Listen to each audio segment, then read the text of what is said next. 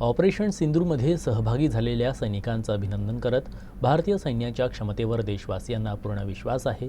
संपूर्ण देशवासियांची एकजुटता त्यांच्या पाठीमागं उभी आहे.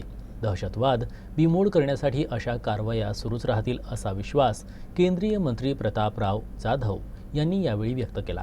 प्रधानमंत्री मोदी साहेबांनी बिहारच्या सभेतील भाषणातही सुद्धा सांगितलं होतं की अशा या अतिरेकाला आम्ही सोडणार नाही. आम्ही सुद्धा त्यांचा गिन के बदला आम्ही त्यांचा त्या ठिकाणी घेऊ आणि असा बदला घेऊ की ज्याचा विचार सुद्धा कधी स्वप्नात पाकिस्तानने केलेला नसेल.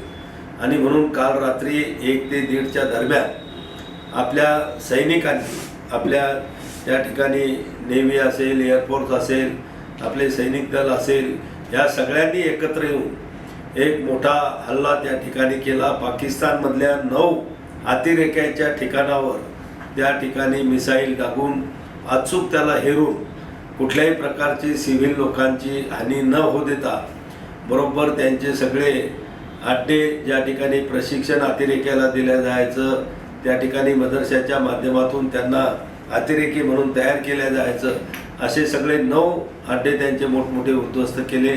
त्यामध्ये अनेक लोक त्या ठिकाणी त्यांचे अतिरेकी व अतिरेक्याशी संबंधित लोक त्या ठिकाणी मृत्युमुखी पडलेले आहेत.